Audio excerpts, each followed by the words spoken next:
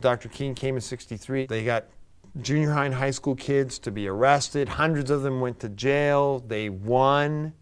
And then President Kennedy began to push for a Civil Rights Act in 1963, and the retaliation was to plant bombs in the 16th Street Baptist Church.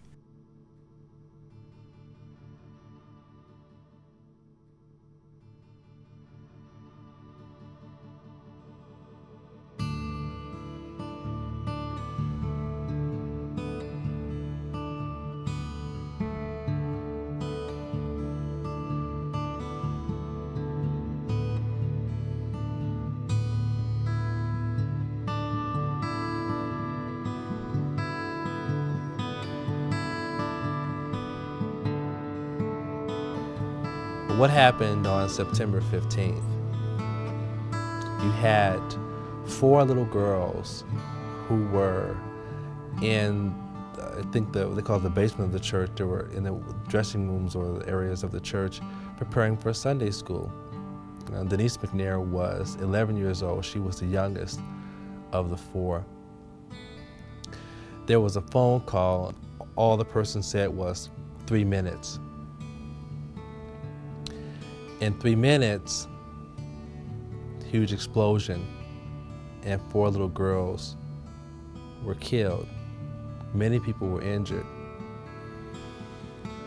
This incident rocked the country because in America, the church was seen as a sanctity, as a place away from the horrors of sometimes a brutal life. So here was the place that people went for family and for empowerment. And these young girls were not there for any political activity. They weren't politicians, they weren't civil rights activists.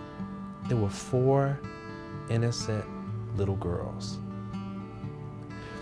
And so here, some group of people who so hated blacks and so desired to intimidate them that they set a bomb in a church.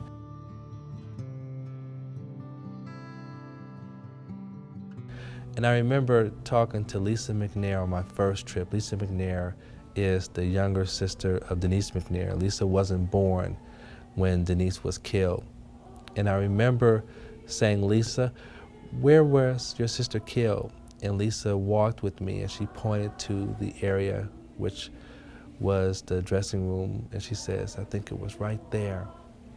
One of them was around my age at the time I went on the trip, and the others were just a few years younger. And the fact that we just walked by and saw these were where they spent their last moments before they were killed it was really sad, because, I mean, this happened just around 40 years ago, and this was where they had been living and breathing and moving, and then in a split second all of that vanished because of just a sort of hatred that is just an ugly hatred.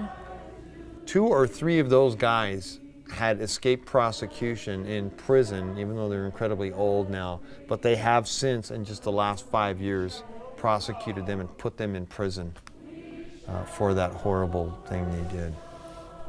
What had killed their daughter was a piece of a stone that had lodged in her head, and they still have that piece of stone. And she was such a beautiful young girl. I mean, every time I see her, when I was on the trip, all I could see was my daughter's face, and it killed me.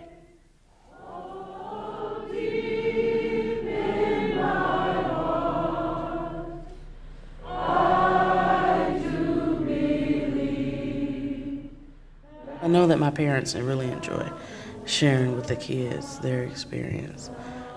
I think it's an opportunity for them to get their story told. I think it helps for them to reach out to the younger people of America. I think it means a lot to them.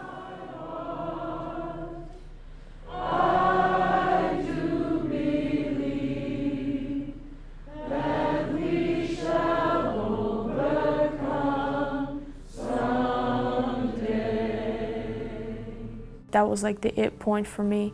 After taking so much in, and learning about it, it reached the point where it started to relate to my life. And that's when I kind of broke down.